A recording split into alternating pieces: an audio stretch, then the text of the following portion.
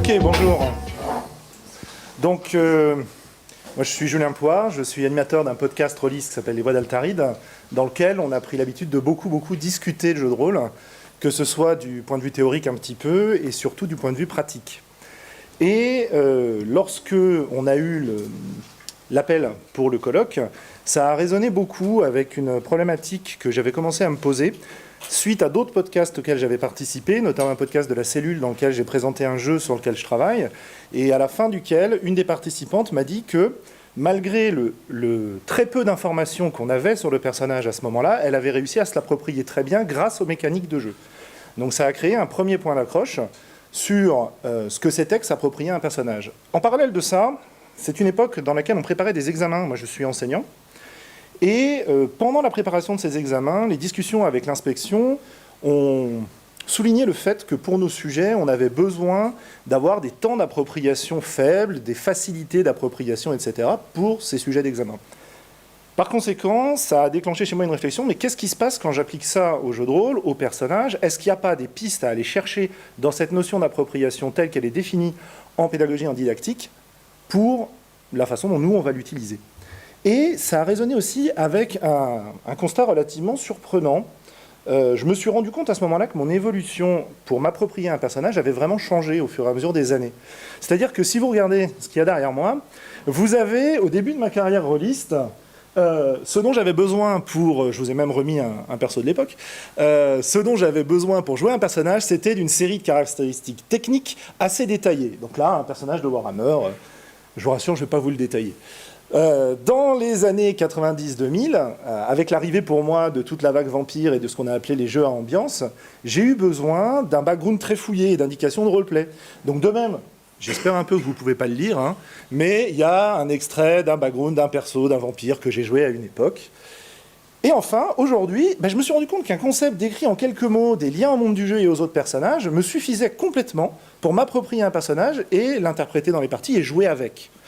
Là, vous avez, pareil, une très courte description du personnage. C'est-à-dire, c'est la feuille de personnage, hein, les 5-6 lignes qu'on voit, la petite photo, et en dessous, un extrait de la relation map qu'on a fait pour une campagne d'un jeu qui s'appelle Exil, qu'on a joué avec de nombreux joueurs et joueuses.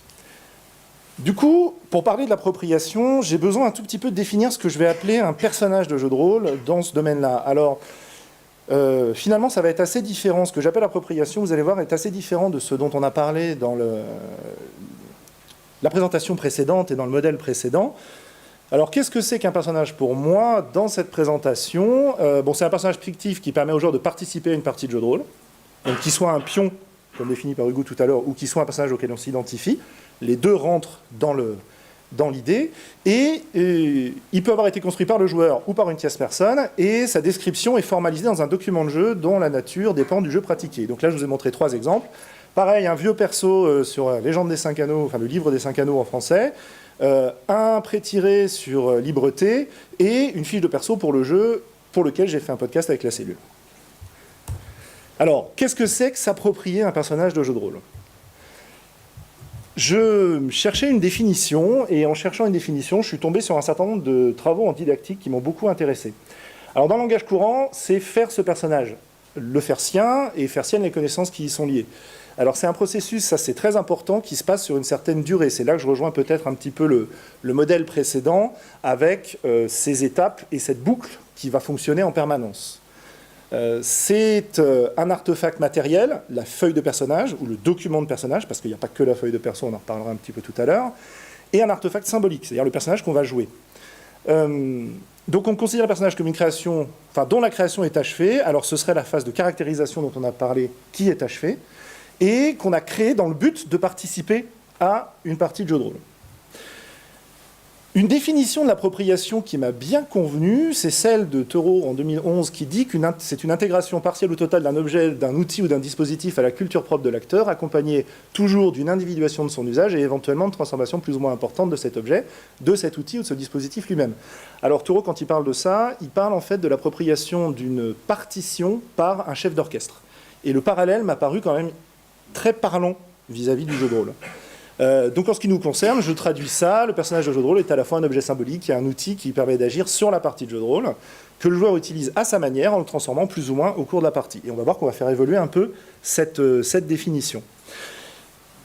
En parallèle de ça, et par les travaux de Rabardel et Dutoit, Maillard et Metz derrière, Maillard-Metz, pardon, il y a un écart entre le personnage tel qu'on l'a décrit dans le document qui nous permet de l'avoir, c'est-à-dire le personnage prescrit, et le personnage qui est réellement joué à la table de jeu. On a un écart entre les deux, un écart entre le prescrit et le réel. Cet écart, il est étudié par Rabardel à propos d'utilisation d'instruments. C'est-à-dire, pour vous donner un exemple de ce dont il parle de genèse instrumentale et du passage d'un artefact qui va être un objet vers un instrument qui va être l'objet utilisé. Donc ça, je vais en reparler juste après. Par exemple, vous avez une clé à molette ou une clé anglaise. En tant qu'artefact, c'est un objet qui est destiné à serrer ou desserrer les boulons. Son utilisation réelle peut être transformée, par exemple, pour enfoncer des clous. Et à partir du moment où on se l'est suffisamment approprié pour pouvoir enfoncer des clous avec, c'est là qu'il parle d'instruments construits. Les travaux suivants ont étendu cette étude-là à des instruments symboliques, en l'occurrence un parcours de formation de TIS, donc de technologie de l'information et de la communication. Et moi, je vais essayer de voir comment ça fonctionne pour le jeu de rôle dans cette réflexion-là. Alors, on a deux composantes. On a l'artefact, le personnage lui-même, tel que décrit par le support de jeu, et les chaînes d'utilisation, c'est-à-dire ici, tout ce que le joueur construit et met en œuvre pour jouer le personnage. Donc, le personnage tel qu'il est joué dans la partie, il me semble répondre à cette notion d'instrument construit de cette manière-là. C'est un personnage qui est de plus jamais figé, donc ça nous renvoie au modèle précédent. Il est soumis à une évolution au contact de la situation, c'est-à-dire à des médiations instrumentales. Alors là, je vais faire un peu de jargon que je comprends à peine, mais ça devrait aller. Alors, les médiations en question qui sont mises en évidence par les auteurs dont je parlais précédemment, on a la médiation épistémique, c'est le personnage comme... Enfin, je traduis pour l'adapter au jeu de rôle.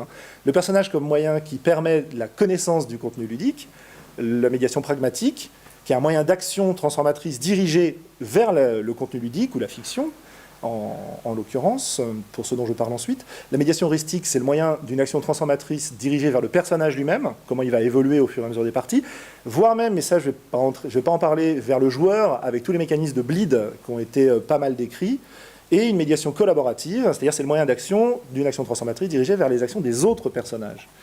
Alors du coup, comment cette appropriation, si j'arrive à une définition finale, c'est un processus continu qui a lieu lorsqu'on passe du personnage prescrit sur un support de jeu vers le personnage réel tel qu'il est joué par le joueur, d'accéder à ce qui se passe dans la fiction, d'agir sur la fiction, de faire évoluer le personnage lui-même et d'influencer ce que font les autres personnages et les choix des autres joueurs.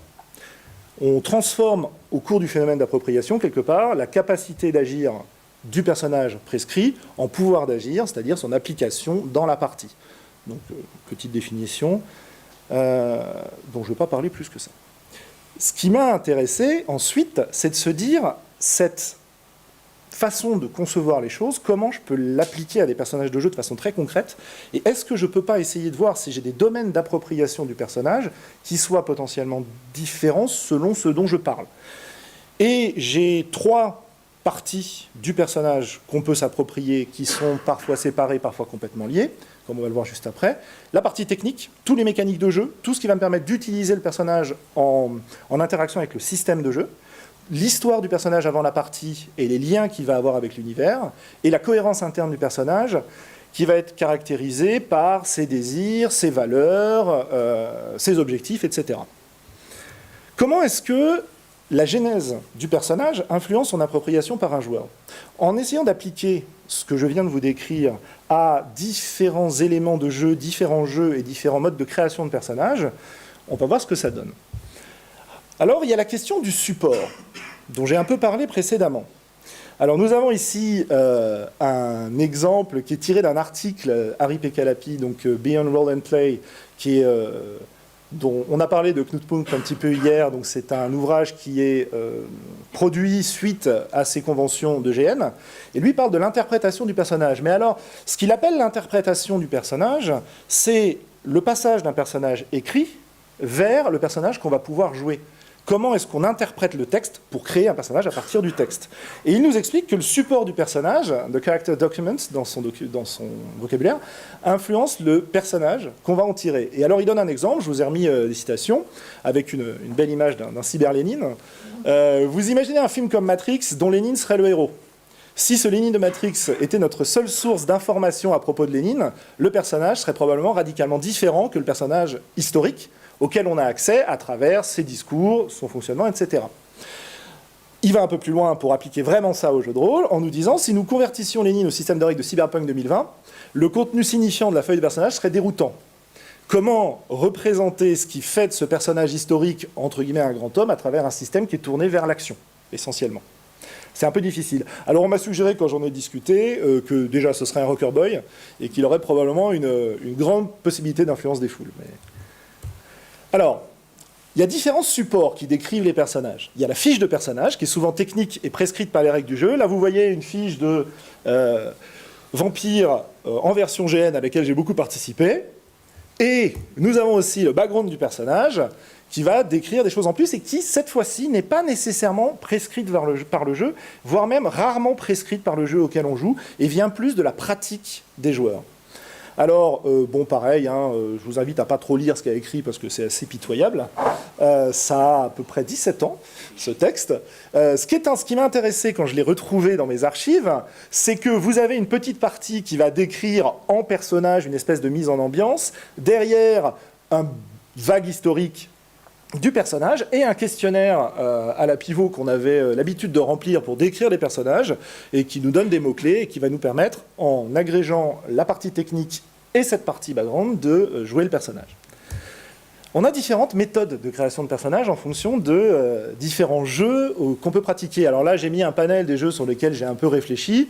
On va parler de Burning Wheel, de Libreté, un petit peu de Nephilim, et alors Coriolis, Donjons et Dragons un petit peu, Shadowrun pas trop, Influenza malheureusement, pas vraiment cette fois-ci. Alors, premier modèle de personnage, celle qui nous demande une préparation assez large en amont de la partie. On peut développer l'aspect mécanique.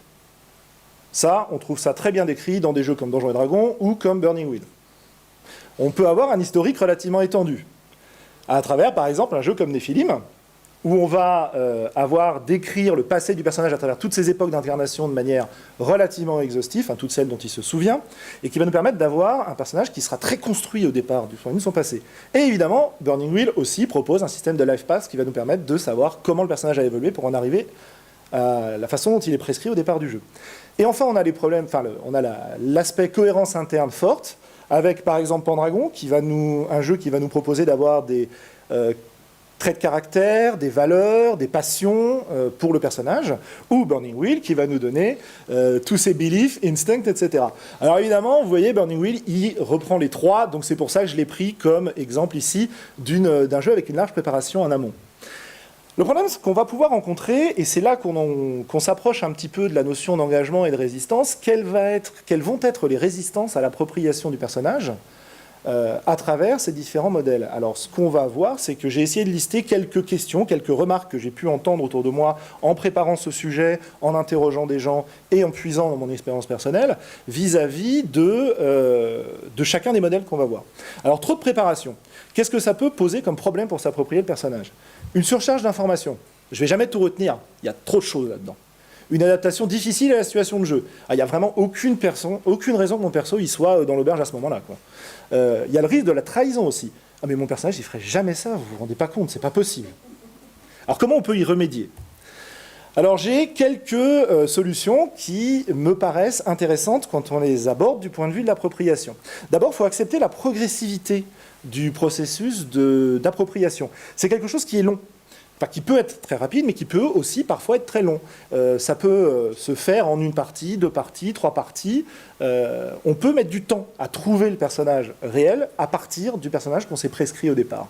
J'ai même des exemples de parties dans lesquelles, des exemples enregistrés, dans lesquels on commence à jouer un personnage d'une certaine manière, notre tour de jeu passe, et quand on rejoue le personnage, cette façon de le jouer a évolué. Et elle reste constante après cette première évolution. On peut aussi adopter un ordre de priorité pour les points fixes du personnage. Ça, c'est vis-à-vis de l'adaptation difficile à la situation. Ok, mon personnage, il ferait jamais ça, mais il y a peut-être des choses qu'il ferait qui sont moins graves pour lui. Il y a peut-être des points où il peut plier, où il peut faire des compromis. D'accord ? Et à partir du moment où j'arrive à faire une hiérarchie de priorité dans ce qui est important pour mon personnage, je vais peut-être pouvoir réussir justement à mieux le comprendre, à mieux l'interpréter et à pouvoir l'adapter à la situation de jeu. Alors le personnage réel a la priorité sur le personnage prescrit. On peut même faire évoluer le personnage prescrit. Ça, c'est vis-à-vis de la peur, de la trahison du personnage. Et alors Burning Wheel, pour un dernier exemple sur ce sujet-là, c'est un jeu dans lequel cette variation de la cohérence interne du personnage est codée dans le système. Par exemple, un personnage que j'ai joué qui s'appelle Asgeir, c'est un orc qui a le belief « la coupe me libérera de ma haine ». Et au bout de quelques parties, j'ai fait évoluer ce belief pour donner « la coupe m'offrira la liberté ». Et ce n'est pas une évolution qui est liée complètement à ce qu'il a vécu en jeu. C'est une évolution sur ma façon d'appréhender le personnage, ma façon de me l'approprier. Comme je vous ai écrit, les orques dans Burning Wheel sont caractérisés par une émotion de haine extrêmement forte. Le problème, c'est que faire le personnage qui veut se libérer de la haine, au final, c'était un petit peu trop mièvre pour moi. Du coup, je l'ai changé, et maintenant, c'est un esclave c'était un esclave dès le départ, mais c'est un esclave qui maintenant est en train de chercher sa liberté. Donc ça donne une signification plus profonde au personnage pour moi, et ça m'a permis de mieux me l'approprier, de mieux le jouer. Après, on peut travailler avec des personnages préconstruits, personnages pré-tirés. Donc là, vous voyez un exemple de D&D Encounters avec un personnage qui est fourni, purement technique. Alors ça, les pré-tirés, c'est quelque chose qu'on va beaucoup retrouver en convention, dans des scénars travaillés, etc. Donc je ne vais pas vous décrire plus que ça, vous en avez un exemple, histoire de ne pas être trop long. Alors, l'objection majeure que j'ai entendue et que j'ai longtemps considérée à propos de ces pré-tirés, c'est si je ne l'ai pas créé, ce n'est pas mon perso. J'ai manqué de temps d'appropriation. Le temps d'appropriation qui commence lorsque je crée le personnage, parce que je réfléchis au personnage. Je ne sais pas trop comment le jouer, quoi. Je rejette la conception du personnage elle-même. Ah, mais moi, j'aurais pas du tout créé le perso comme ça. C'est pas du tout optimisé, ça va pas, quoi. Voire, je rejette le support du personnage. Non, mais cette illustration, ça va pas. Cette façon d'organiser les caractères, moi, j'ai pas du tout l'habitude de les mettre dans cet ordre-là, quoi. Alors, qu'est-ce que je peux faire ? S'il n'y a pas de création de personnage, l'appropriation, elle commence lors de la lecture et de l'interprétation du personnage, au sens que j'ai présenté tout à l'heure avec le cyberlénine, et elle se poursuit pendant la partie. Donc là, on est toujours sur la progressivité et sur la notion de temporalité très très importante pour moi dans l'appropriation. Ensuite, tout ce qui n'est pas écrit sur la fiche de personnage n'est pas fixé finalement par le pré-tiré. Ce qui veut dire que je peux exercer ma créativité sur tous les éléments non décrits. Si je reprends l'exemple que j'avais tout à l'heure en décrivant le personnage à travers sa technique, ses liens et son historique et sa cohérence interne, si on regarde ce personnage-là, à ce sujet-là, je n'ai quasiment rien. J'ai des indices. J'ai une petite citation, j'ai des choix qui ont été faits dans le design du personnage qui vont m'indiquer des choses, mais tout le reste est libre. Ensuite, le support ne me convient pas, mais je peux changer de support.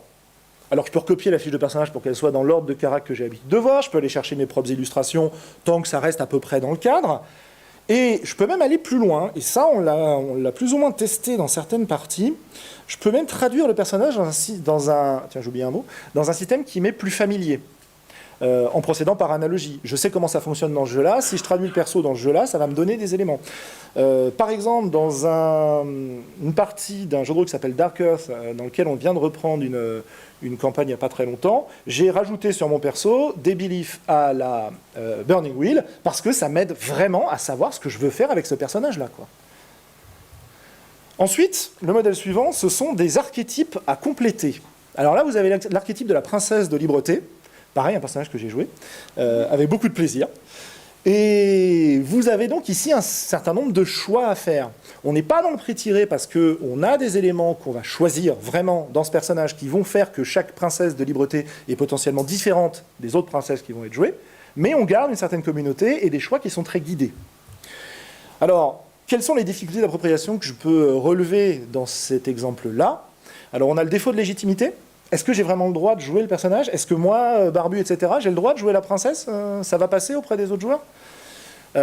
Ensuite, j'ai la peur du personnage. Est-ce que je ne vais pas être ridicule à faire une petite gamine qui essaye de charmer tout le monde et de faire sa princesse, quoi.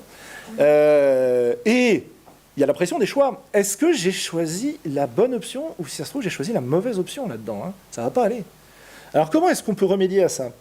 Eh bien, Pour moi, dans cet exemple-là, ce que j'ai choisi de mettre en évidence, c'est l'importance du collectif, qui est donc un élément que j'avais cité tout à l'heure.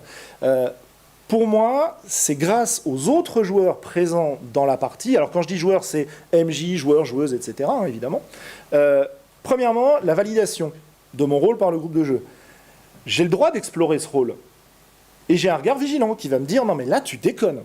Ça ne peut pas se passer comme ça. » Ou alors qui va me dire « Mais vas-y, fais comme tu veux, je m'en fous. Moi, de toute façon, c'est toi qui joues. Hein. » J'ai le droit. Ensuite, j'ai la bienveillance du groupe de jeu. On va faire en sorte que, même s'il y a des moments où je joue un personnage qui est un peu ridicule, les autres ne vont pas se foutre de ma gueule. Ils vont se foutre du personnage, peut-être. Mais ça va rester dans l'histoire, dans le jeu. Enfin, j'ai le soutien du groupe de jeu. Il y a des parties dans lesquelles, moi, j'ai beau avoir joué à Donjons et Dragons pendant des années et des années, optimiser un personnage et le créer complètement, j'en suis plus trop capable. Hein. Alors, dans notre podcast, on a une joueuse qui s'appelle Sandra, qui est extraordinaire du point de vue de l'optimisation. Si j'ai besoin d'optimiser un perso, maintenant, je vais lui envoyer un mail, je vais lui demander. Hein. Elle fait ça 1000 fois mieux que moi. Ensuite, le dernier modèle de création de perso, donc là, je vous ai mis la fiche de personnage intégrale, pour un jeu qui s'appelle La Marche du Pouvoir, Manuel Bédoué, c'est une création qui est pour moi complètement minimaliste. Vous avez un nom, une ambition qui est tirée au sort avec un certain choix, une attitude et des relations. Et à partir de là, on va jouer le perso. C'est le personnage dont je vous parlais tout à l'heure, quand je vous disais que j'avais commencé à jouer un personnage dans une partie d'une certaine manière, que le tour de jeu avait évolué, et quand j'ai repris le perso, il avait complètement changé. Enfin, il n'avait pas complètement changé, parce que j'avais gardé ces éléments-là, mais il avait beaucoup changé dans sa façon de me jouer. Alors, à quel problème on va être confronté ici? Il y a le besoin excessif de créativité. Ma feuille de perso, elle me dit quasiment rien. Donc qu'est-ce que je vais faire? J'ai l'angoisse de la page blanche, j'ai pas d'idée pour ce personnage-là, je suis désolé, moi, je vois ça, je sais même pas à quoi il ressemble. Quoi. Je sais même pas ce qu'il est capable de faire, en plus il a pas de carac. Il y a le manque d'informations. Comment je sais s'il aime les brocolis, ou s'il préfère plutôt les carottes, s'il est vegan, si quoi, il n'y a rien là. Ou s'il utilise une masse à deux mains, si vous préférez, une armure complète, je sais pas. Ensuite, il y a la dérive du personnage. Est-ce que c'est vraiment suffisant, tout ça, pour garder un personnage qui soit cohérent au cours de la partie? Eh bien, là, encore une fois, on a un développement progressif du personnage. Si l'inspiration ne vient pas, rien m'interdit d'utiliser un stéréotype bien gras, bien lourd. Dans ce cas-là, qu'est-ce que j'ai fait? J'ai utilisé un personnage que j'avais déjà joué dans ce jeu-là. Et je me suis rendu compte que, mais attends, je suis en train de jouer le même personnage, ça ne va pas. Donc par la suite, je l'ai fait évoluer. Et j'ai eu un personnage différent. Ensuite, tout ce qui n'est pas écrit sur la feuille de perso est laissé au libre choix du joueur. Même chose qu'avec le pré-tiré, mais cette fois de façon encore plus large. Et enfin, un personnage se construit, l'appropriation est un phénomène progressif, la forme du personnage réel se fixe à partir du personnage prescrit. Mais c'est le personnage réel qui compte. Alors en conclusion, du coup, de quoi j'ai besoin pour jouer un personnage? Puisque c'est ma question initiale. J'ai besoin de prendre du temps pour me l'approprier. Parfois, ça va aller très vite. Parfois, ça va être au contraire assez long. J'ai besoin de prendre en compte que l'écart entre le personnage prescrit et le personnage réel constitue un indice de cette appropriation. Si je suis en train de trop m'éloigner du personnage que j'ai écrit, c'est peut-être qu'il y a un problème. Ou alors, c'est peut-être que je suis en train vraiment de le transformer pour en faire quelque chose qui m'appartienne, que je sois capable de jouer, et qui va pouvoir agir sur toutes les médiations dont j'ai parlé précédemment. Enfin, je pense que les défauts d'appropriation qu'on observe, ils peuvent être compensés ou corrigés en prenant conscience du phénomène. C'est-à-dire que si je sais que le personnage que je vais jouer finalement n'est pas le personnage que j'ai écrit au départ, mais quelque chose qui en dérive par différents mécanismes, à partir de ce moment-là, quand j'arrive pas à jouer mon personnage, parce que j'arrive pas à me l'approprier, parce qu'il y a plein d'autres raisons pour pas y arriver, peut-être que je peux m'en sortir. Et du coup, qu'est-ce qu'on peut en faire? En game design en particulier. Moi, j'aimerais bien que, dans les jeux qu'on fait, on puisse considérer ce temps et cette difficulté d'appropriation comme un élément de game design, vraiment. C'est-à-dire, pas juste me dire quelle est la meilleure façon de décrire mon personnage dans mon jeu, mais comment je vais aider le joueur, une fois qu'il a suivi mon process de création de personnage, donc de caractérisation du personnage, si je reprends le modèle d'Hugo, qu'est-ce que je fais maintenant pour qu'il soit capable de le jouer? Est-ce qu'il n'y a pas des éléments que je pourrais mettre en place? Et du coup, pour rebondir sur ce que nous disait Jérôme hier, est-ce qu'on ne pourrait pas utiliser des ateliers en début de partie, d'une manière ou d'une autre, pour s'aider à s'approprier son personnage? Voilà, merci de votre attention.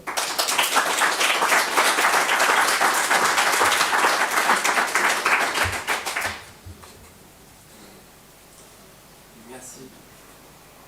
Ça va arriver. 1, 2. Merci Julien pour ce très bel exposé. Merci. Question ?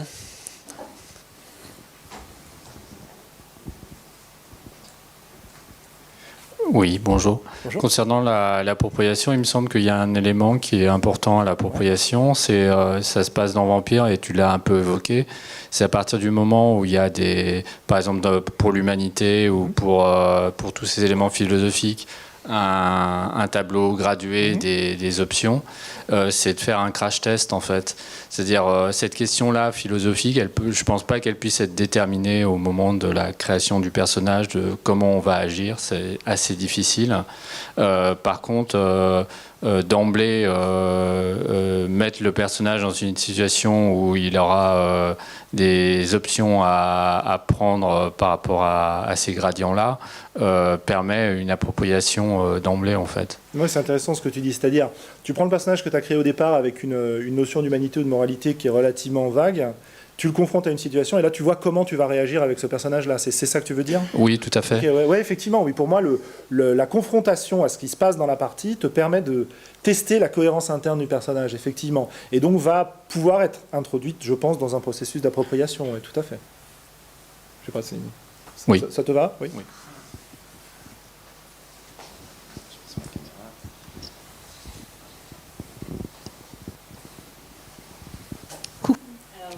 Moins qu'une question, c'est ce qui m'est venu en t'écoutant. En fait, je me disais que finalement, on pense toujours que la création de perso, c'est avant de jouer. C'est la phase avant. Et en fait, en t'écoutant sur la question du long terme, est-ce qu'on ne pourrait pas penser à une création de personnage qui s'échelonne aussi après ? Alors, c'est un peu le modèle qu'a présenté Hugo tout à l'heure, hein, si je ne te trahis pas en disant ça. Ouais, c'est ça. Donc, c'est-à-dire une création de perso qui passe par différentes phases. Tu avais la caractérisation, alors l'appréhension, la caractérisation, l'appropriation et l'interprétation, je crois, dans ton modèle, et donc avec une boucle qui se passait là-dedans. Mais pour revenir exactement sur ce que tu dis, c'est vraiment l'origine de cette réflexion, elle vient de là. Dans le jeu qu'on a testé avec les gens de la cellule, quand tu crées ton personnage, tu vas, je vais vous remettre le... Hop. Je pense, bon, c'est pas très visible, mais... Ouais, attends. Hop. Voilà. Juste, donc du coup, ici, vous voyez, là, on a le nom, la description du personnage, un élément de cauchemar qui va être lié au personnage, et son rêve, c'est-à-dire ce qu'il espère vivre. En plus de ça, pour créer ce personnage-là, tu vas créer deux choses en plus, qui sont trois choses en plus, sa place dans une famille, une rancœur qu'il a vis-à-vis d'un autre membre de la famille, et un trait saillant, quoi. Donc ça fait un personnage qui est vraiment très en filigrane à ce moment-là. On ne sait pas grand-chose sur lui. Et le jeu, tel qu'on l'a joué, nous permet d'ajouter des éléments, d'explorer son passé, d'explorer les relations avec sa famille, etc. Et finalement, je pense que le personnage est fini de créer à partir du moment où il a évolué et où on l'a exploré à partir de plusieurs tours de jeu. Voilà. Donc oui, tout à fait. Je suis parfaitement d'accord avec toi. Prévoir dans le jeu des checkpoints après le premier scénario, après le troisième, après le cinquième, ou même on pourrait revenir sur des trucs qui souvent autour des tables font problème de je me suis mis, je sais pas moi, 6 en crochetage, mais en fait je m'en bats. Et puis, alors, il y a des MJ qui sont sympas. Enfin, moi, je sais que quand on me dit est-ce que je peux les mettre ailleurs, bah oui, on peut les mettre ailleurs. Mais il y a aussi des MJ qui sont un peu. Et donc, éventuellement, revoir les paramètres, repenser. En fait, ça dépend de ce que tu veux faire. En faisant ça, pour moi, tu vas combler l'écart entre le personnage prescrit et le personnage que tu joues réellement. Et ça peut être intéressant de le faire, que ce soit en agissant de cette manière-là, c'est-à-dire avec permission des joueurs à la table, en traficotant un petit peu le système de jeu qui ne le prévoit pas, voire simplement en dépensant tes XP au bon endroit, hein, quand tu es dans un jeu à XP, on va réduire l'écart. Et du coup, peut-être que lorsque je vais reprendre le personnage, peut-être après une pause, après, je sais pas, j'ai pas joué à ce jeu-là depuis un mois, je reprends mon perso, et ben si l'écart entre mon personnage tel que je l'ai conservé sur le papier, ou en audio, en vidéo, quelle que soit la méthode, et tel que je vais le rejouer dans cette partie, cette réappropriation lors de cette reprise du jeu va être nécessairement pour moi plus courte. Et donc va être facilitée. Voilà, en réduisant cet écart. Ouais.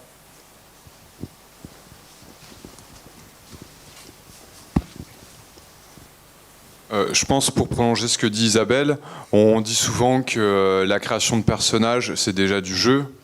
Mais en fait, on pourrait presque aller plus loin en se disant que jeu et création de personnages sont confondus. Ah, super, merci. C'est-à-dire qu'en fait, l'aventure, elle commence dès que le personnage apparaît, ne serait-ce que par un trait, quoi. Et en fait, la création de personnages ne se termine que quand l'aventure ou la campagne se termine, quoi. C'est-à-dire qu'en fait, les deux, quelque part, sont confondus. T'en penses quoi? Oui. Ok. C'est un petit peu l'exemple que je voulais prendre avec Influenza, que j'ai pas eu le temps de traiter, c'est-à-dire que quand tu crées ton personnage avec une phrase, voire rien du tout. Ouais. Déjà, l'idée, c'est qu'il n'y a pas cette phase de création de personnage, c'est vraiment, on commence à jouer, on commence à en créer en même temps. Et pourtant, tu joues un personnage. Donc la création, elle se fait simplement pendant la partie, complètement. Ouais, tout à fait. Et puis vraiment progressivement, en plus, effectivement, tout au long du jeu, ton personnage se construit, se déconstruit tout au long du jeu. Ça me renvoie à ce que tu dis, à une discussion que j'ai eue dans un podcast. On a fait un podcast avec l'équipe de Procrastination, qui est un podcast sur l'écriture.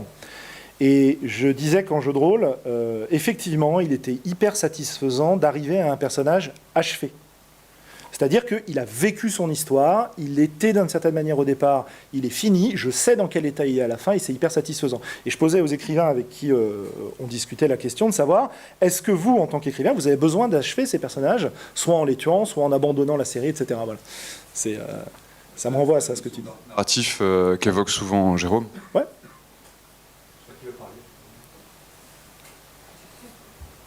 Alors, est-ce que ça a marché aujourd'hui? Alors, moi, j'ai trouvé ça super. Bah, merci. Mais. C'est alors, c'est pas du tout une vanne, hein, c'est l'appropriation sur un truc qu'on a créé, en fait. C'est un peu compliqué pour moi, donc. Ouais. Il y a dans les multi celle du personnage en fait qui est sans doute pas prescrit, c'est-à-dire enfin pas prescrit. Tu vas l'imaginer, mais où tu sais pas forcément. Ouais. Oui, bien sûr. T'as même des jeux qui sont basés là-dessus. Oui. Et est-ce que dans ce cas-là, il y a quand même de l'appropriation, ou c'est juste que le personnage n'est quasiment pas prescrit? Alors. On va essayer de comprendre la différence entre les deux parce que pour moi, elle est pas évidente. Ouais. Alors c'est intéressant. Quand la prescription elle a lieu en même temps que le jeu et que l'appropriation du perso, c'est difficile. Mais d'un autre côté, je me souviens plus du nom du jeu dont on avait parlé d'ailleurs dans un podcast aussi. C'est un jeu dans lequel tu commences avec, je crois, une carac. Tu joues peut-être un SDF au départ, je crois, et tu as genre une carac. Et dès que tu veux faire une action, tu vas lancer les dés et les dés vont te permettre de développer des nouvelles compétences.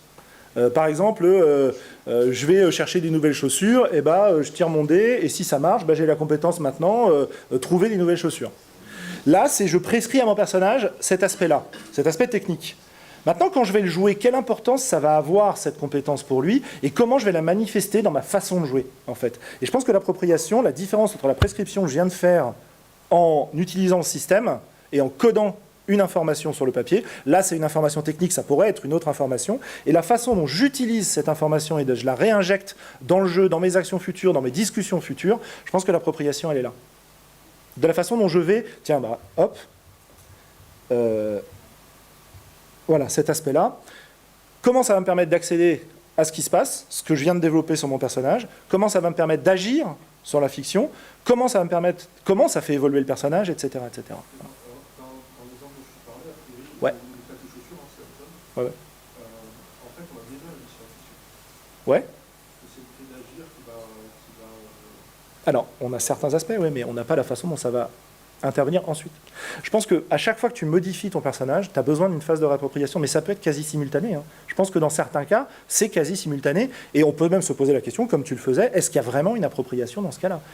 Je pense que j'ai toujours besoin de passer de l'image mentale du personnage que j'ai à son utilisation. Et que ce passage-là, c'est l'appropriation, pour moi. Ou en tout cas, c'est caractéristique de l'appropriation. Voilà. Moi, je voudrais te remercier pour ça, parce que ça, notamment sur la fin, il y avait des choses qui éveillent pas mal de possibilités en game design, notamment le fait un truc qui est assez intéressant, qui peut être une espèce d'atelier en début de partie quand on joue en campagne, c'est d'avoir une préparation d'une série, enfin que le MJ ait une série de questions, de cas de situation et pose en dehors du jeu la question à chacun des joueurs, si ton personnage se retrouvait dans telle situation, comment il réagirait, parce que c'est quelque chose que on fait tous dans la vie quand on est en train de réfléchir sur soi-même ou de choses comme ça, on se dit il y a un tel que je connais qui se retrouve dans quel truc, comment moi je réagirais, etc. Et notamment parce que parfois on peut être surpris par des réactions de personnages en partie qu'on n'attendait pas du tout, alors que le joueur lui-même pouvait déjà éventuellement avoir ces idées-là ou au contraire se laisse porter. Mais le fait qu'il y réfléchisse avant le show de l'action et de faire d'avoir des actes un peu irréparables, violents ou complètement à côté de la plaque puisse déjà se projeter. Du coup, c'est vrai qu'il y a une possibilité de réflexion sur des questions archétypales de si tu te retrouves dans telle situation, comment tu réagis, etc., qui pourraient être intéressants de définir et ensuite d'utiliser une fois de temps en temps pour faire des points et pour amener les joueurs à évaluer l'évolution de leur personnage ou leur positionnement sur des valeurs morales, éthiques, etc., quoi. Je pense que ça existe déjà d'une certaine manière dans un certain nombre de jeux. En fait, quand tu évoques ça, même si c'est pas exactement la même chose, ça me fait penser au jeu des 20 questions qui est présent dans toutes les créations White Wolf au départ, sur Vampire, etc. Où on va te poser des questions sur ton personnage, sur son caractère, sur ce qui est important pour lui, etc. C'est une espèce d'entité qui fait partie de la création de perso, mais qui est rarement utilisée en jeu, en fait. On prend rarement le temps de répondre à ces questions-là. Et ça peut nous aider pas mal. Après, tu peux même intégrer ce genre de questions à l'intérieur du jeu, et donc dans De Mauvais Rêves, le jeu dont je parle, que je suis en train d'écrire depuis tout à l'heure, il y a une mécanique de questions comme ça, où lorsque tu fais une action, les joueurs qui représentent l'opposition vont te poser une question sur ton personnage, et qui n'est pas forcément en rapport avec l'action en cours. Et on l'a déjà un peu utilisé dans certaines parties, on l'utilise de cette manière-là. Pourquoi tu as réagi comme ça ? Pourquoi tu as fait tel choix ? Etc. Et donc en explorant le personnage de cette manière-là. Ça ne te prépare pas, comme tu le disais, mais ça t'entraîne dans la connaissance du personnage. C'est plus en réaction. Ouais, c'est... C'est vraiment dans oui. l'objectif éventuellement d'avoir Ouais, je suis d'accord. des points de repère pour le J, une évaluation. Mais je suis parfaitement d'accord et j'achète. Hein. Une dernière question avant la pause, après on pourra... Je pense qu'on fera ça pendant la pause. Une dernière question. Quel problème pose et comment tu gères l'appropriation de ton personnage par les autres joueurs qui ont forcément leur propre vue de qu'est-ce que c'est ton perso ? Ça, c'est génial parce que c'est exactement un problème auquel j'ai été confronté très récemment dans la campagne de Dark Earth dont je parlais. Je décris un personnage, je commence à me l'approprier, j'ai rajouté, comme je disais, pour pouvoir me l'approprier mieux, des éléments de Burning Wheel dedans, et j'ai une image assez précise du personnage. Intervient le meneur de jeu, qui commence à décrire des choses pour mon personnage. Et il empiète un petit peu sur mon autorité en me disant... par exemple, moi j'ai un personnage ascétique qui a passé beaucoup de temps dans un monastère, donc très sec, qui mange très très peu, tout l'opposé de moi, quoi, etc. Et pour moi, j'avais un mec relativement sévère en tête. Et lui, quand il va décrire le personnage aux autres, et quand il le reprend pour le décrire aux PNJ qui sont présents, etc., il fait réagir le PNJ comme s'il avait l'air malade. J'avais pas du tout ça en tête. Alors qu'est-ce que je fais à ce moment-là ? J'ai deux choix. Soit je lui dis, non mais attends, tu déconnes, c'est pas ce que j'ai dit, non moi c'est bon, je quitte la table, au revoir, c'est fini, quoi. Voilà. Je renverse la table et tout. Ou alors je me dis, dans l'appropriation, j'ai aussi besoin du regard des autres. Et est-ce que, en acceptant d'intégrer la façon dont lui voit les choses, donc quand lui s'approprie mon personnage, je ne vais pas lui permettre justement de mieux jouer son rôle, puisque lui, il va quand même jouer la majorité des figurants qui vont être renvoyés, enfin qui vont me permettre d'avoir un reflet de l'univers face à mon perso, quoi. Et du coup, si je lui permets de s'approprier un peu mon personnage de cette manière-là, donc en changeant un petit peu les éléments que moi j'avais imaginés, et que moi j'accepte d'intégrer ce que lui, il propose, déjà, on s'harmonise et je pense qu'on gagne quelque chose. Le problème, c'est toujours cet écart entre le personnage prescrit, qui serait du coup le personnage tel que moi je l'imagine, et le personnage tel qu'il existerait dans son regard à lui. Tu vois ? Donc, le seul... Ouais. Ben, je pense que tu peux jouer avec ce décalage. Il y a un écart entre comment tu perçois et comment les autres te perçoivent. Tout à fait. C'est à peu près ce que j'ai adopté comme solution dans ce cas-là, en me disant, quand un personnage en face de moi me disait, non mais, dis donc, ça fait 8 mois qu'on t'a pas vu, t'as morflé, hein. Je dis, mais non, pas du tout, tout va bien. Et en jouant sur ce décalage, justement, on a des choses qu'on peut créer. J'en arrive à dire, mettez-vous d'accord, quoi. Acceptez les inputs des autres personnes autour de la table, parce que quand on joue pas seul. Voilà. C'est super pour la fin. Sauf à je vous encourage à continuer à discuter pendant la pause. Merci beaucoup, Julien. C'était super.